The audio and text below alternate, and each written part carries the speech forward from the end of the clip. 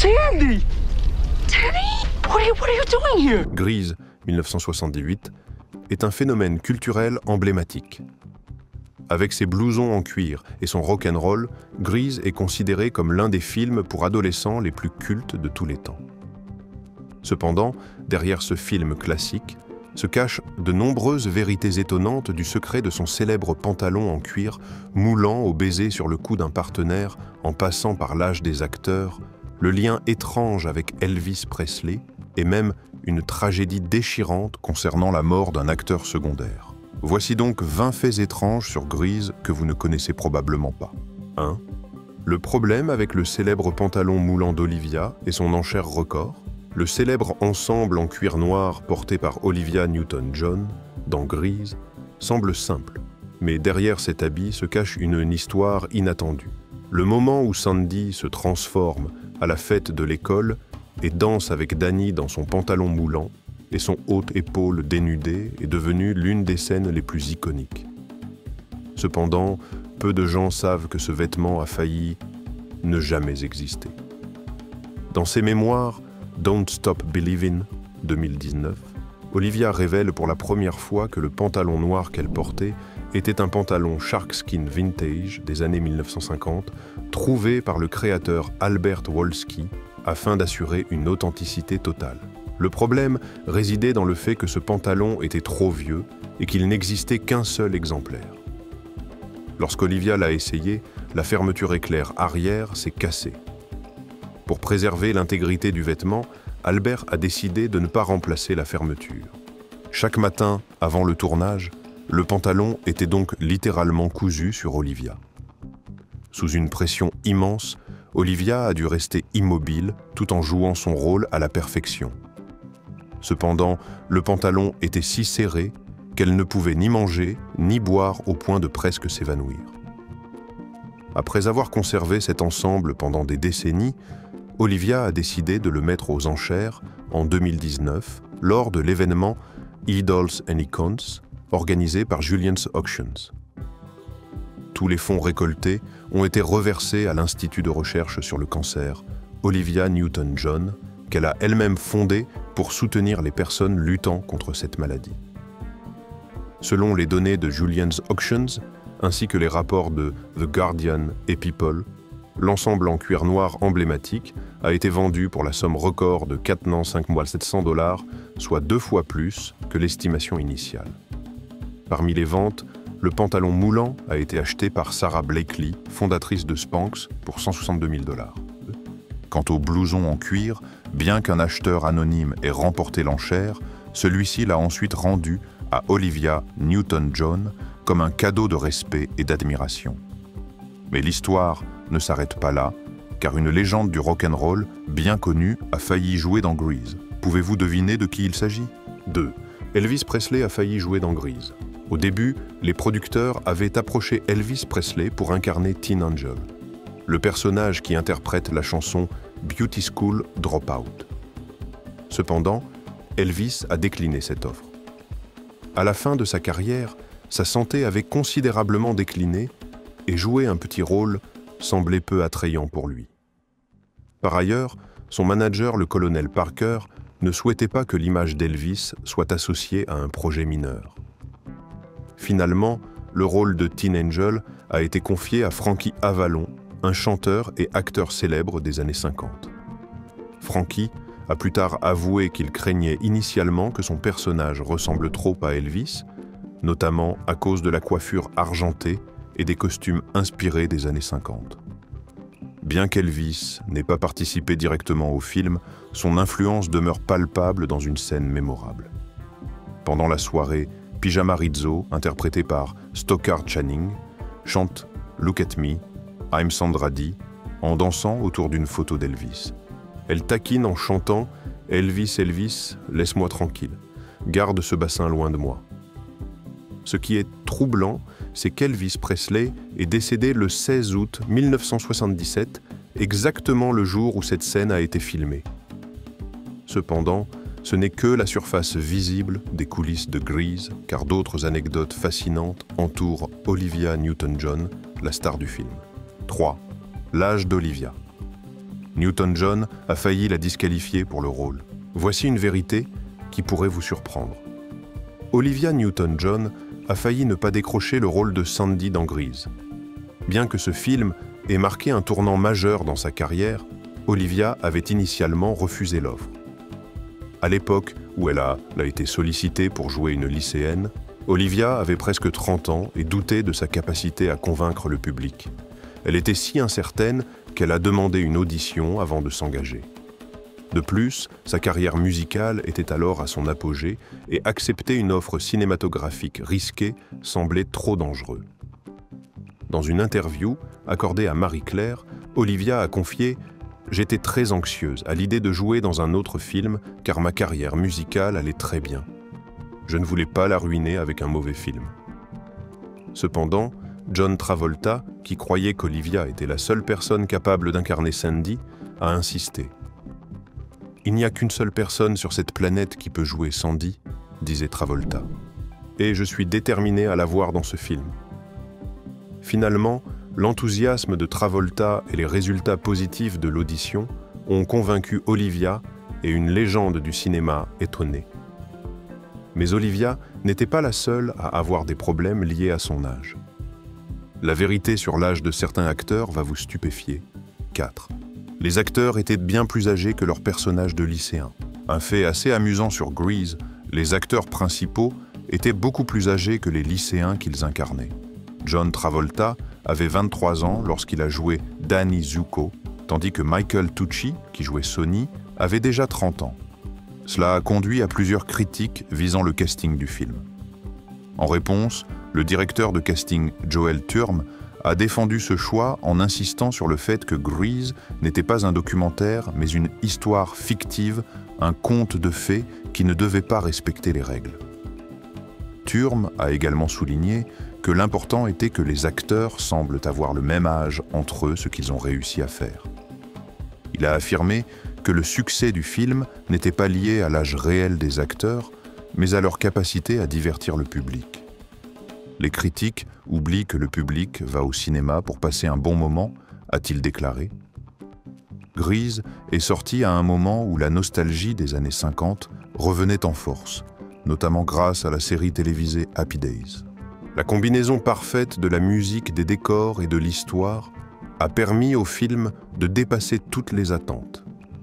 Mais les coulisses du film cachent également une histoire d'amour secrète qui va vous surprendre. 5. L'amour non partagé de Jeff Conaway pour Olivia Newton-John.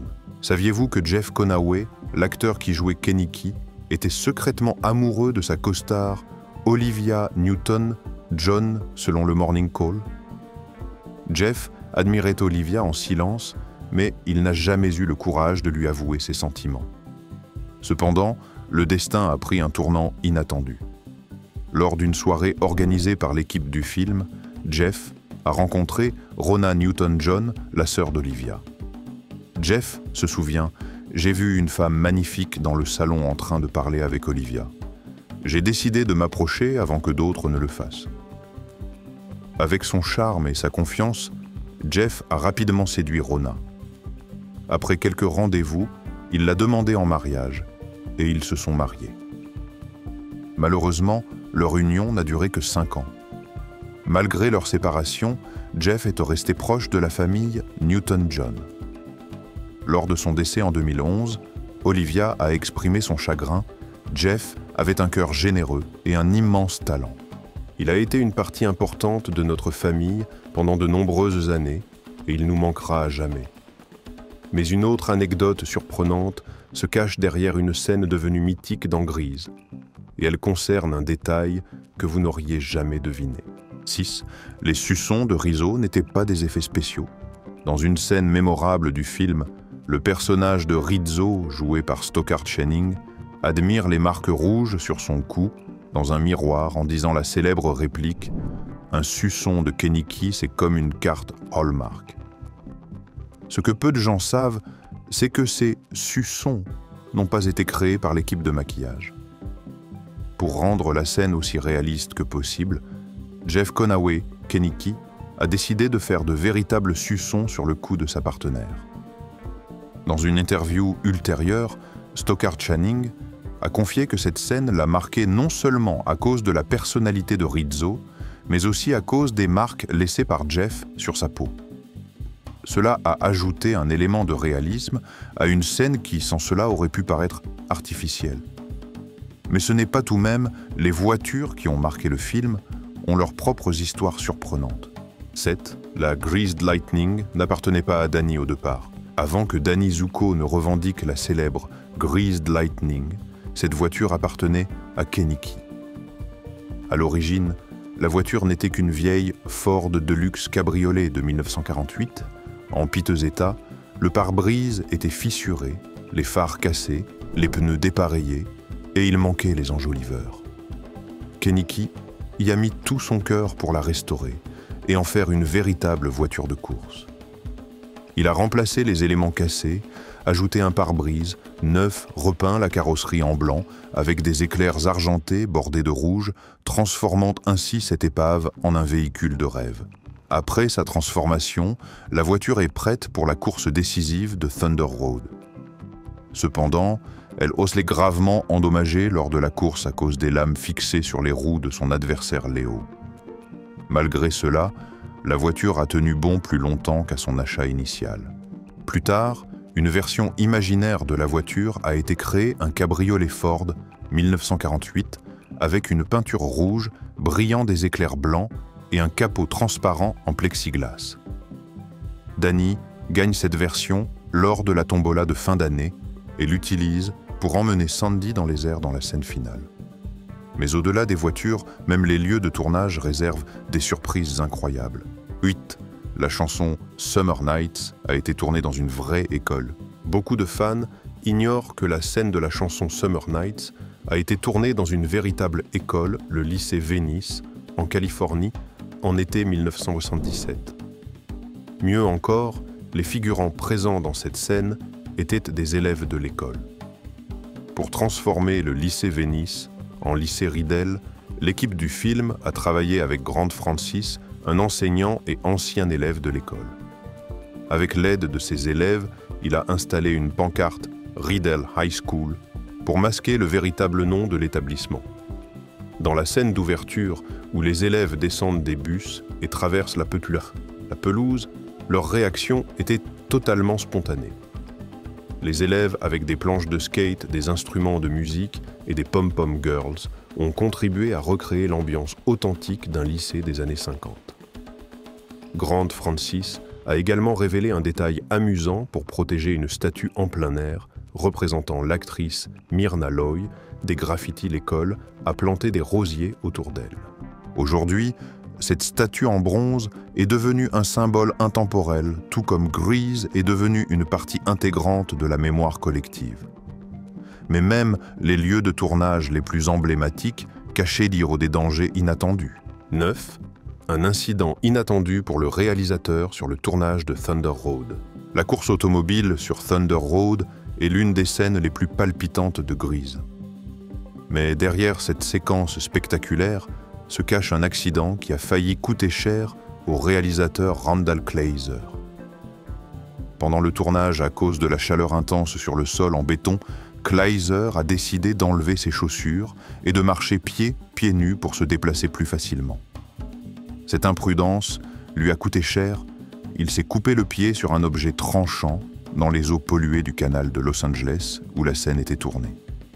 Quelques heures après l'incident, une infection s'est déclarée. Kleiser a eu une forte fièvre atteignant près de 39 degrés C, 101 degrés min, et son pied a commencé à enfler douloureusement.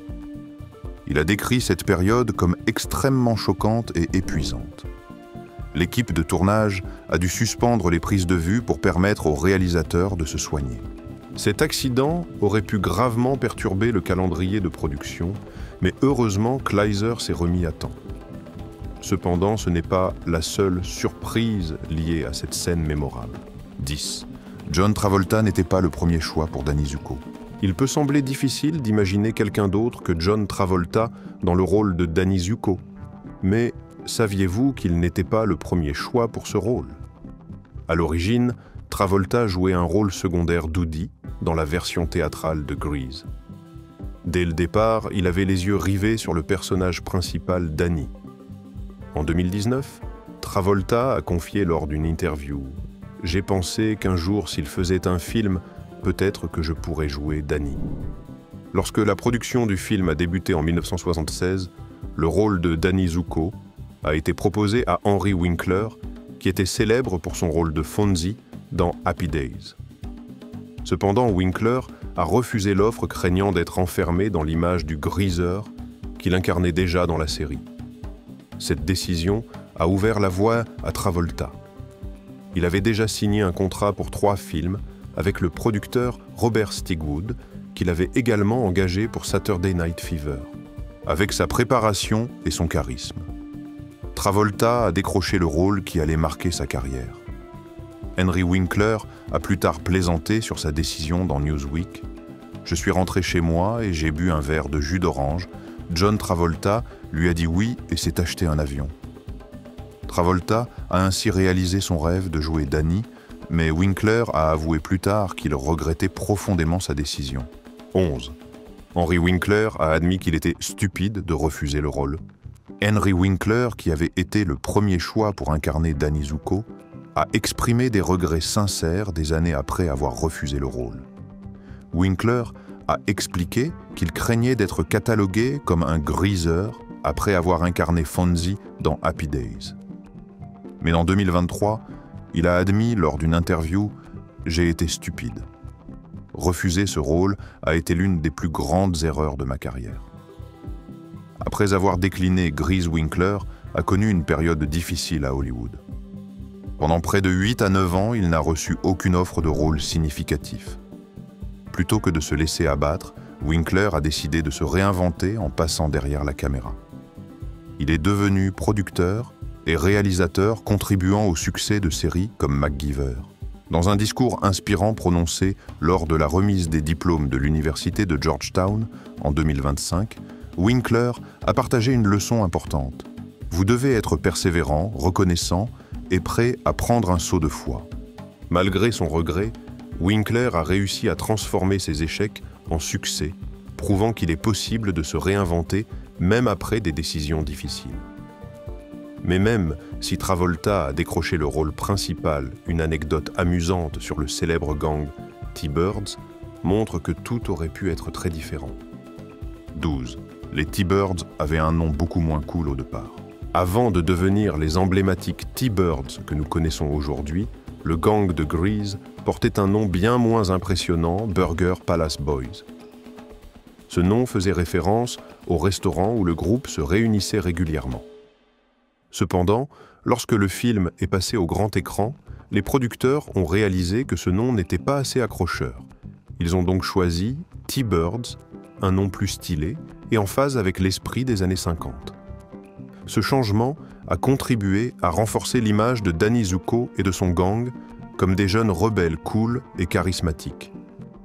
Dans Grease 2, une nouvelle génération de T-Bird a pris le relais avec des membres comme Johnny Nogarelli, Gus Mackenzie et Michael Carrington. Cette évolution a permis de maintenir l'esprit des T-Birds tout en renouvelant l'histoire. Mais tous les membres du casting n'ont pas eu la même chance de conserver leur gloire. 13. La mort tragique de Jeff Conaway et ses conséquences. La mort de Jeff Conaway, en 2011, a choqué de nombreux fans de Grease. Mais saviez-vous que les difficultés de sa vie pourraient avoir commencé sur le plateau du film?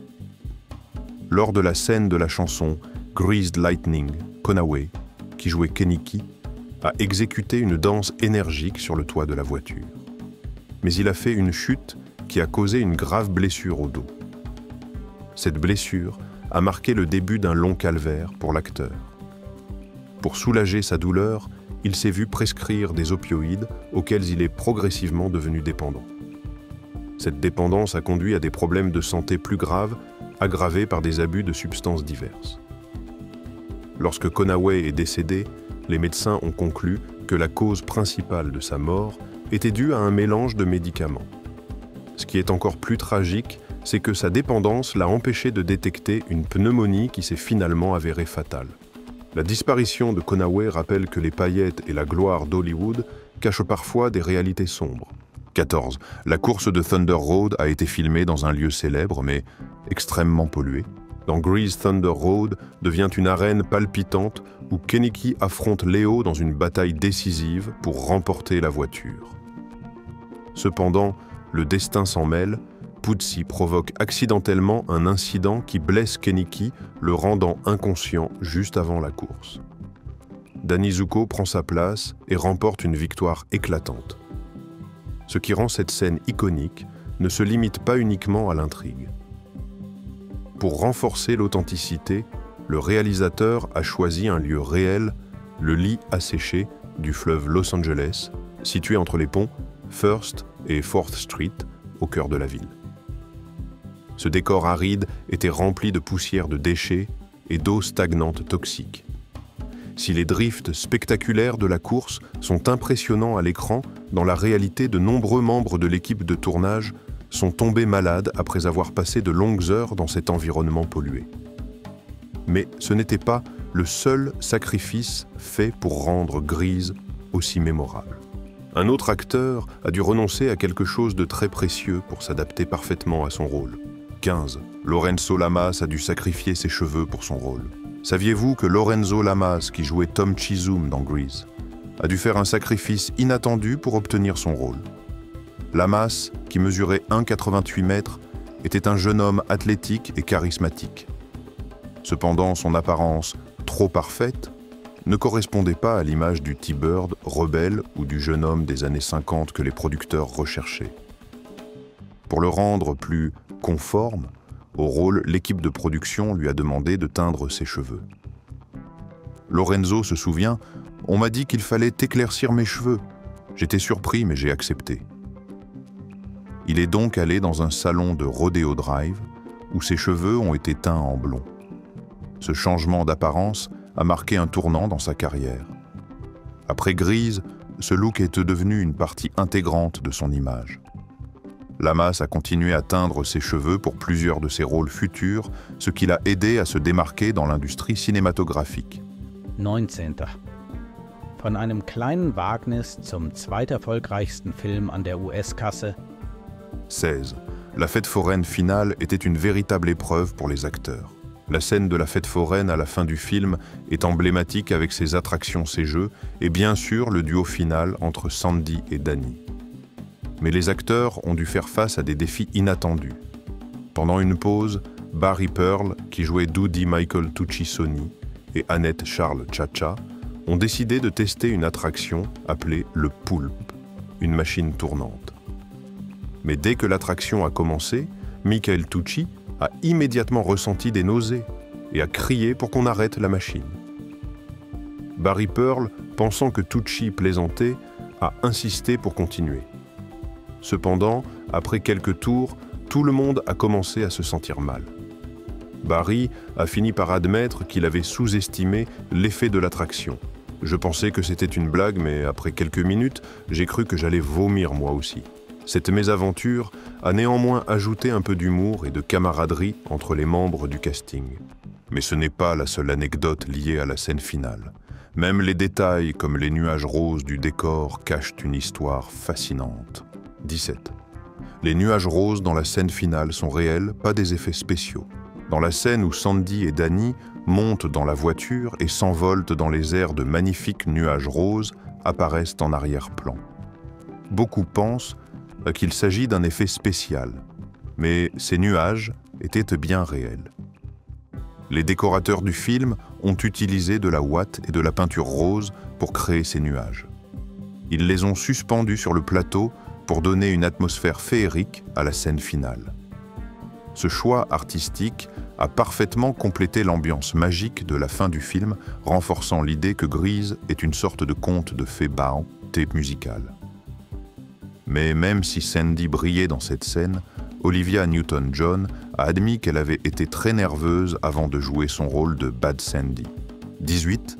La transformation en Bad Sandy a surpris Olivia Newton-John. Jouer la douce et innocente Good Sandy était facile pour Olivia Newton-John.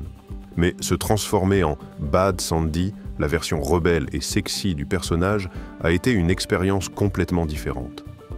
Dans une interview avec Fox News, Olivia a confié qu'elle ne savait pas à quoi s'attendre lorsqu'elle a revêtu le fameux pantalon en cuir et le haut noir. J'étais habitué à Sandy en jupe poodle douce et sage. Quand je suis sorti habillé en Bad Sandy, tout le monde m'a regardé d'une manière que je n'avais jamais vue avant. Les réactions sur le plateau ont été immédiates. Les acteurs et l'équipe de tournage ont été stupéfaits par sa transformation. Olivia s'est souvenue, les gars ne me reconnaissaient pas et m'ont donné beaucoup d'attention. Je me suis dit, oh mon Dieu, c'est donc ça qu'il faut pour attirer les regards. Ce moment a été à la fois amusant et révélateur pour Olivia, qui s'est pleinement approprié ce nouveau côté de son personnage. Mais les surprises ne s'arrêtent pas là, car même certains dialogues du film n'étaient pas prévus dans le scénario. 19. Sid Caesar a improvisé beaucoup de répliques dans son rôle. Sid Caesar, qui jouait le coach Calhoun, était célèbre pour son talent d'improvisation. Avant Grease, il avait fait ses preuves dans des émissions de télévision humoristiques des années 50, où il changeait souvent ses répliques en direct. Dans Grease, malgré la présence d'un script détaillé, Sid a continué à improviser. Bien que les détails exacts de ses contributions ne soient pas pas documentés, les critiques et les fans de cinéma pensent que plusieurs des répliques humoristiques du coach Calhoun étaient le fruit de l'improvisation. Cette touche personnelle a ajouté une authenticité et une spontanéité au personnage, rendant ces scènes encore plus mémorables. Mais même les chansons emblématiques du film ont connu des débuts difficiles, notamment le plus grand hit de Grease. 20. You're the One That I Want a failli ne pas figurer dans le film. La chanson You're the One That I Want est l'un des moments les plus emblématiques de Grease. Pourtant, cette chanson n'était pas dans la comédie musicale originale. Elle a été spécialement écrite pour le film par John Farrar en seulement quelques jours. Avec plus de 4 millions de copies vendues aux États-Unis et au Royaume-Uni, et 15 millions dans le monde entier, cette chanson est devenue un succès planétaire. Cependant, le réalisateur Randall Kleiser s'opposait initialement à son inclusion. Il pensait que la chanson était trop moderne et qu'elle ne correspondait pas au style rétro des autres morceaux. Heureusement, les producteurs ont insisté pour qu'elle soit incluse et le résultat parle de lui-même. La célèbre réplique « You better shape up » est désormais gravée dans la mémoire collective, faisant de cette chanson un classique intemporel.